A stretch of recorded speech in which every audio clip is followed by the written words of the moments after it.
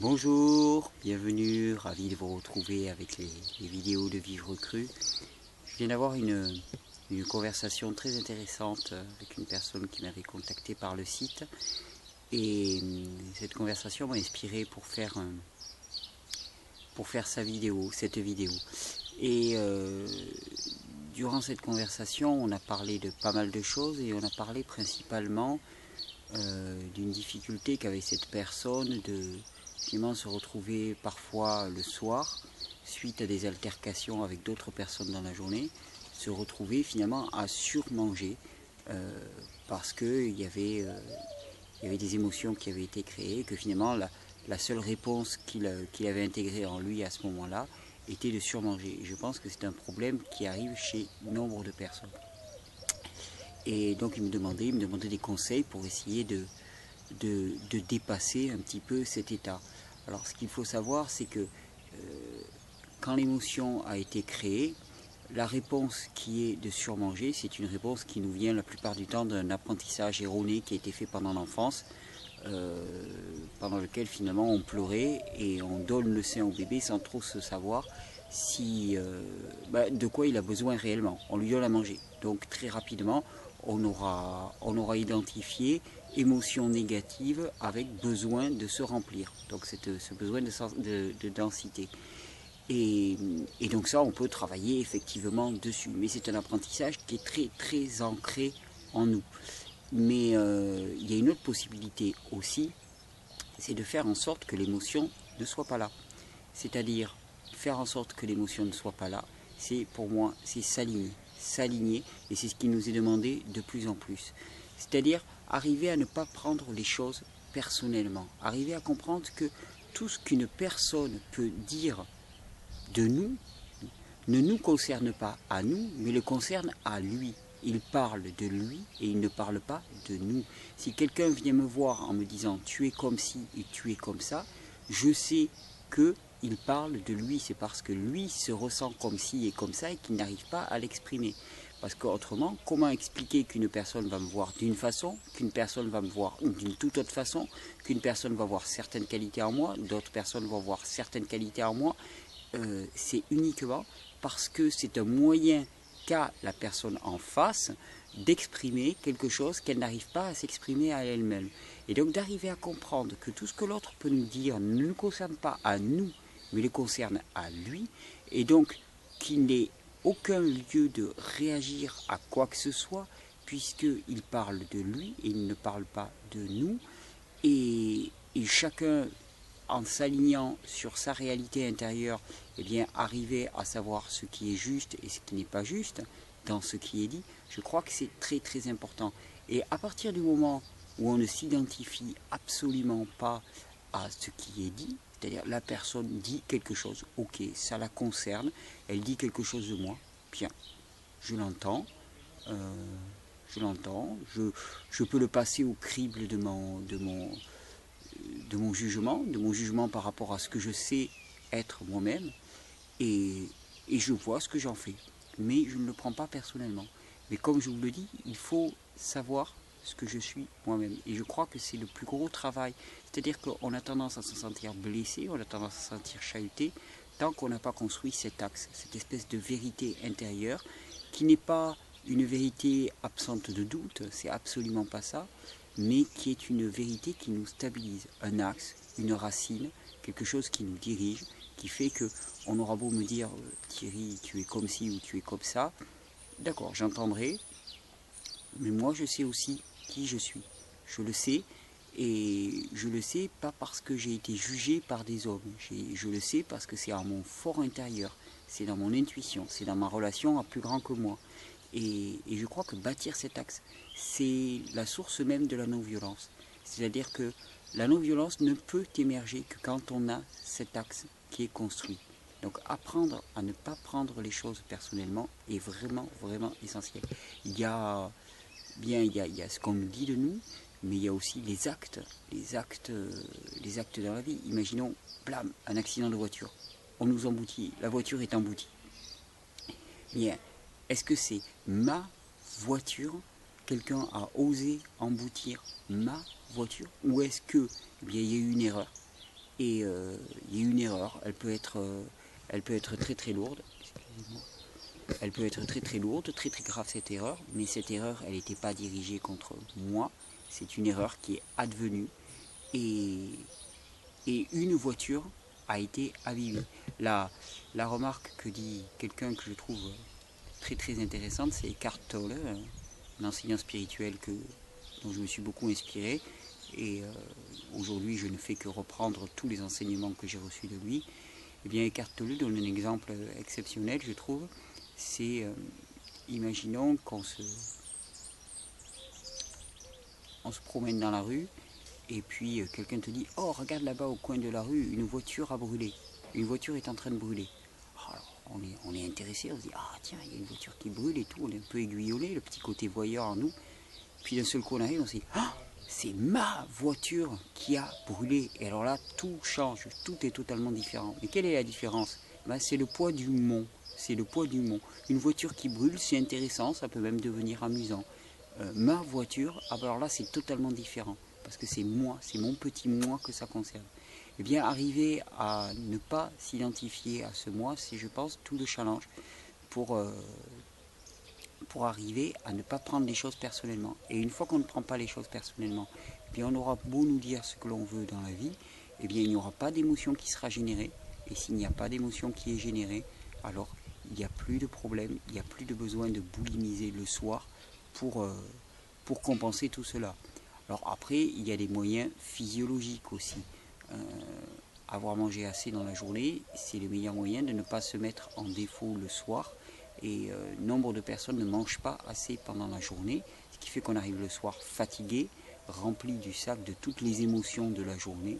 Et là, ça se décharge. Ça se décharge et ça se décharge comment? Ben, sur la nourriture, puisque c'est l'apprentissage erroné qu'on nous a donné étant jeune.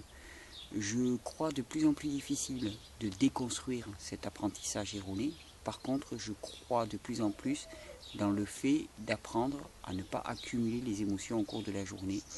Et je vous avais déjà donné cet exemple aussi, mais apprendre à sortir ces émotions. C'est-à-dire que si vraiment il y a une émotion qui monte, qu'on n'a pas été à même de ne pas la laisser monter, eh bien on la décharge, et on la décharge au cours de la journée, et on ne l'accumule pas en serrant les dents. Parce que ça, ce n'est absolument pas juste.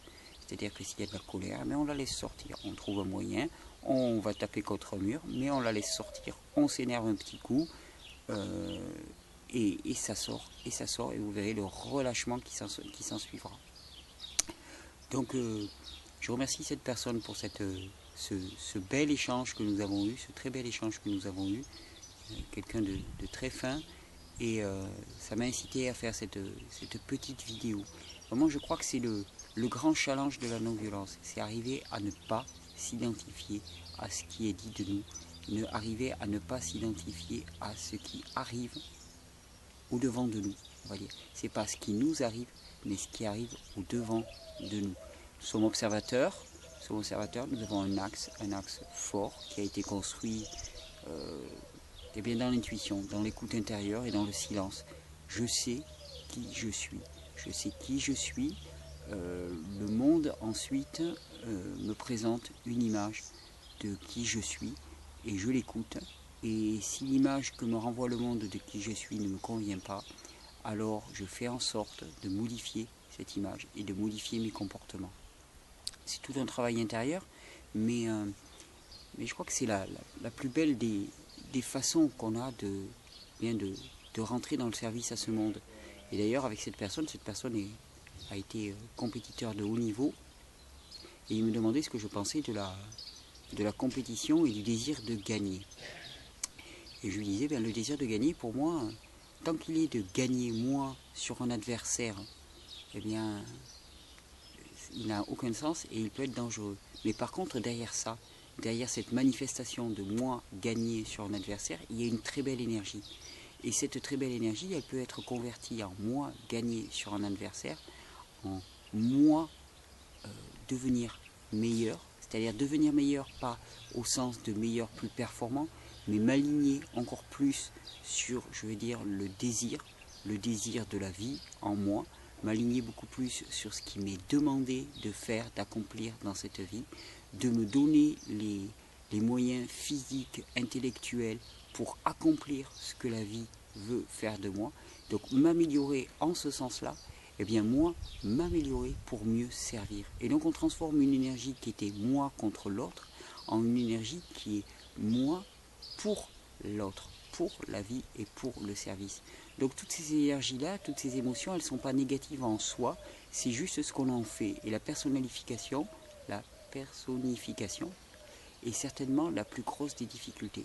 Et la personnification, eh ben on en reparle encore et toujours, c'est ce fameux ego. Donc arrêtons de construire de l'ego, arrêtons de construire de la souffrance. Et c'est le meilleur moyen de pouvoir comme ça passer outre et avoir beaucoup plus de quiétude et de vastitude dans la vie. Parce que cette notion de quiétude dans la vie, on a beau être entouré de bruit, on peut être dans une parfaite quiétude et de la vastitude de l'espace dans nos relations et dans notre relation à nous-mêmes. Donc, c'était ce que je vous encourageais à faire aujourd'hui, tranquillement, dans le silence aussi, dans la méditation, de découvrir qui on est vraiment, qu'est-ce qui nous est demandé d'accomplir, et ensuite eh bien de le faire en sorte de s'améliorer soi-même, mais de s'améliorer soi-même uniquement pour le service. Il y a un mot qui a été très galvaudé, mais c'est un mot musulman qui s'appelle le djihad. Et le djihad, c'est la guerre sainte, mais c'est la guerre sainte contre soi-même quelque part. Alors c'est pas contre soi-même, mais c'est contre son petit ego. Et c'est la guerre sainte pour finalement se rapprocher beaucoup plus du vouloir que je dirais divin, du vouloir de la vie, du vouloir de la création en moi. Pour toujours pareil, accomplir le service. Parce que je ne connais rien de plus joyeux que le service. Donc apprendre à ne pas prendre les choses personnellement. Apprendre à regarder une voiture qui brûle, que ce soit la nôtre ou celle de quelqu'un d'autre, de la même manière. C'est-à-dire ne pas être indifférent et amusé par le fait qu'une voiture brûle pour quelqu'un. Et ne pas se sentir totalement agressé et remis en cause parce que c'est la mienne. Le regarder de manière semblable. C'est la même chose. C'est la même chose. C'est effectivement une voiture qui brûle, eh bien, il y a un côté esthétique qui peut être apprécié. C'est beau, une voiture qui brûle. Mais on peut aussi intégrer que pour une personne, ça va être une difficulté supplémentaire. Et que ce soit pour moi ou pour une autre personne, on peut apprécier. Je me souviens d'une anecdote comme ça, il y a 6 ans, à peu près à cette époque, puisque c'était pour le jeudi de Pâques, je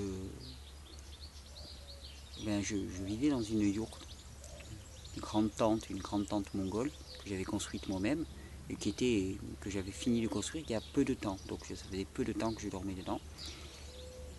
Et ce soir-là, je me suis endormi et quand je me suis réveillé en plein milieu de la nuit, c'était pour me voir totalement entouré de flammes.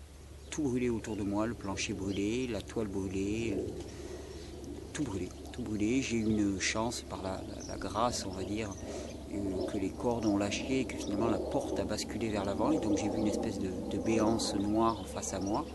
Et j'ai couru et je me suis précipité dehors. J'avais les cheveux qui étaient partiellement en feu. J'étais un petit peu brûlé aussi au niveau des jambes. Les poils avaient roussi. Et donc je me suis jeté dans un bac d'eau là que j'avais. Et puis je me suis retourné, j'ai vu que tout brûlait, quoi, tout était terminé, c'était même pas la peine de rentrer dedans. Et là, tout de suite, j'ai eu, pendant quelques secondes, il y a eu un moment en moi où c'était, mais mon Dieu, mais qu'est-ce qui m'arrive, j'ai tout perdu, c'est la folie, et ainsi de suite, comment je vais faire, comment je vais m'en sortir, Et la chose était tellement énorme qu'immédiatement, il y a eu une sorte de cassure en moi, et je me suis dit non. Si je fais le tour de tout ce que j'ai perdu, si je fais le tour de tout ce qui va m'arriver, de toutes mes inquiétudes, de toutes mes angoisses, je vais simplement devenir fou. Et là, je me souviens, j'avais ma voiture qui était juste à côté. J'ai pris une couverture qui était dans ma voiture, puisque moi j'étais nu, hein, enfin je dormais nu.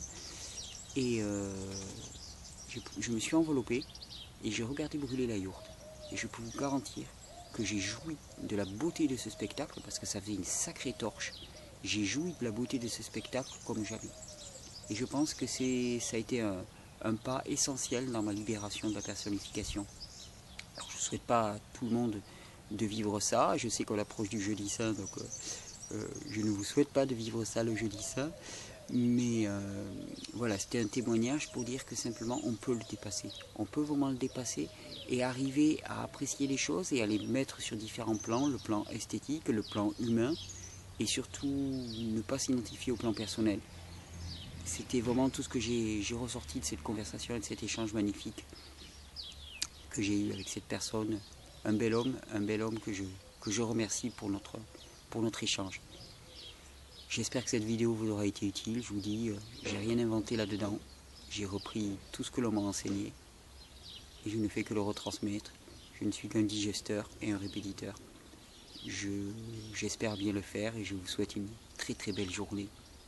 Je vous souhaite de la vastitude et de la quiétude dans cette journée. A très bientôt avec les vidéos de Vivre Cru.